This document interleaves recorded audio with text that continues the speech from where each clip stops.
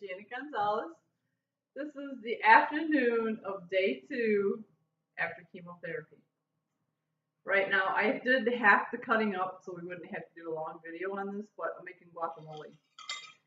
If you take vitamin D, the vitamin D has to be taken with good fat. Avocados are a really good source of good fat. So right now I got these avocados. They were on sale, 99 cents. It's pretty cheap for around here. So I thought that I should make a big thing of guacamole.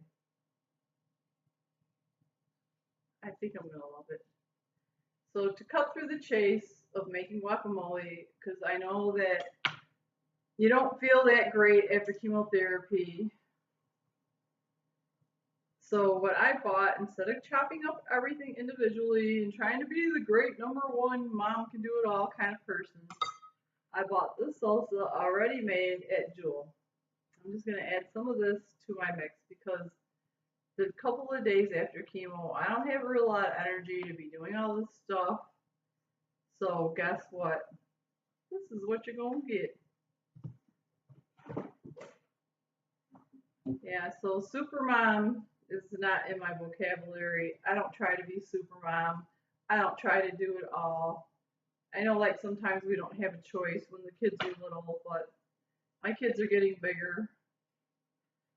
Since all this whole process began, they were little when I started and I was wearing myself thin.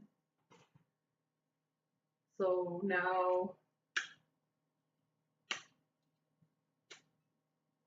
I'm gonna cut my thumb off in front of you guys to show you how the cayenne pepper tincture works. Stopping blood. I'm trying not to get any blood in the guacamole while I'm at it.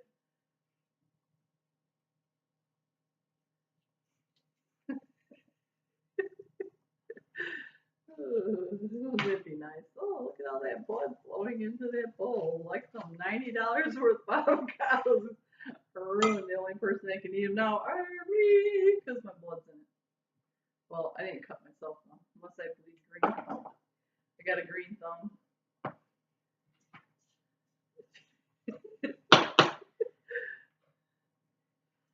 Alright, so I just dice them up inside the shell because that way you don't have to do a lot of mixing. You just kind of leave those little chunks in the bowl. I don't get all crazy with the mashing of it all. All of us in this family, we all love guacamole. I usually have some like fresh cilantro to chop up into this, but I was in Chicago, so today I just drove home from Chicago this afternoon, staying at my friend's house, so we're just going to be eating this basically for supper. It'll be okay.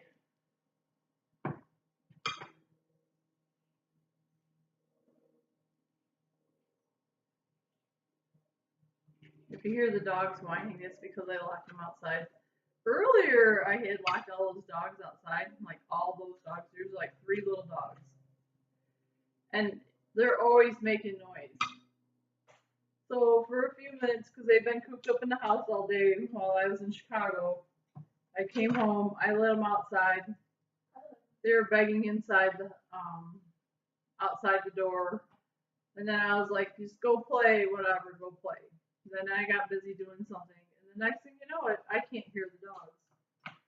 I was thinking to myself, I was like, man, when you have 3 little dogs and you can't hear them, it's the same thing as when you got a little kid and all of a sudden it gets quiet. It's like, what are they into? Are they running down the street? Did they get loose? Are they out on theater? Like, oh my goodness, what happened to the little dogs? So I go run to look out the door and they're just sitting there. Ooh, that was what a relief that was. I thought for sure they were down the street somewhere. So one of the things you want to do with your guacamole is leave the pits in there because the pits keep it from turning brown. I have like this juicer that I got from Ray that I use to juice things with. I do have like a juicer, like I'm juicing carrots and stuff, but for fruits and limes and lemons, oranges, that kind of juicing, I do it with this mixer. Or it's not a mixer, it's a juicer. And then you just kind of pour it slow out of there all over your guacamole because the seeds will stay at the bottom. We don't try to sift through seeds when we're eating guacamole.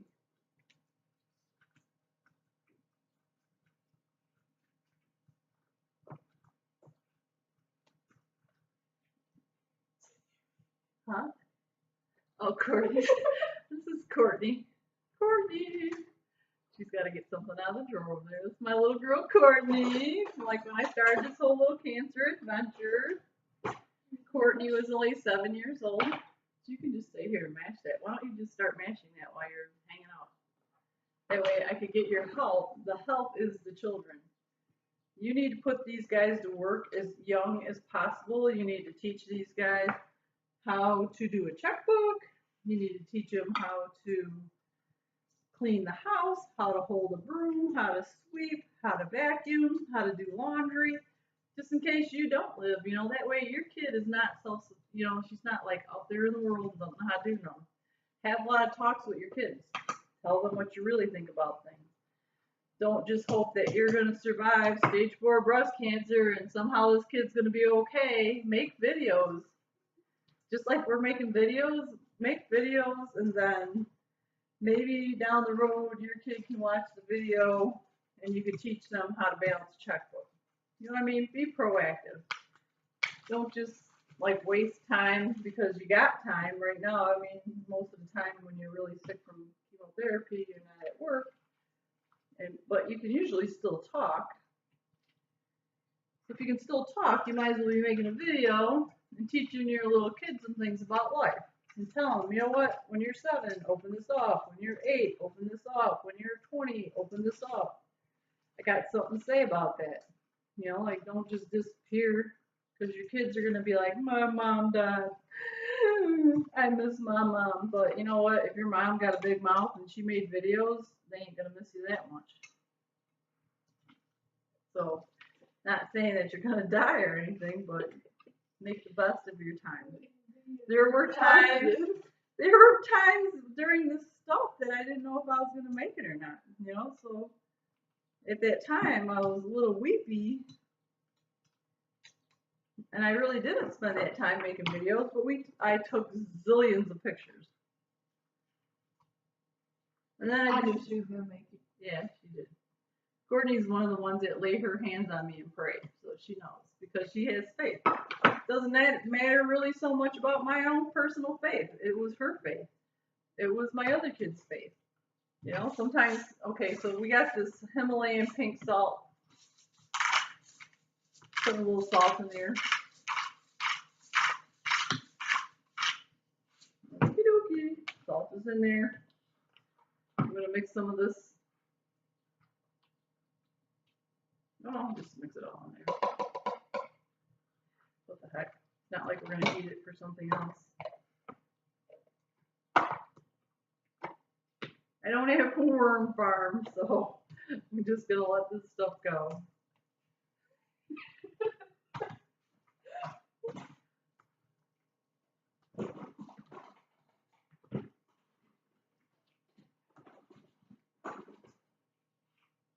We do recycle. We have 2 different garbages. This is my cayenne pepper powder that I told you about. That I'm going to put a little bit in there. A little bit goes a long way with Dr. Schultz cayenne pepper powder. Do we have chips?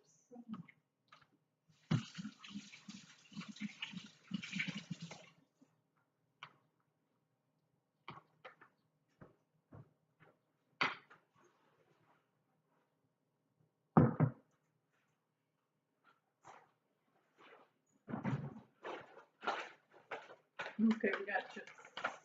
So we can sample the salsa. I'm sorry, it's not salsa, it's guacamole. See, you hear her sneezing back there? That's that cayenne pepper tincture, man. It will make you sneeze every time.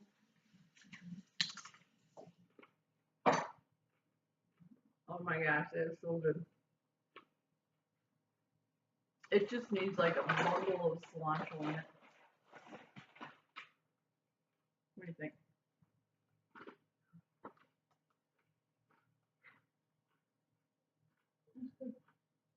Isn't it delicious?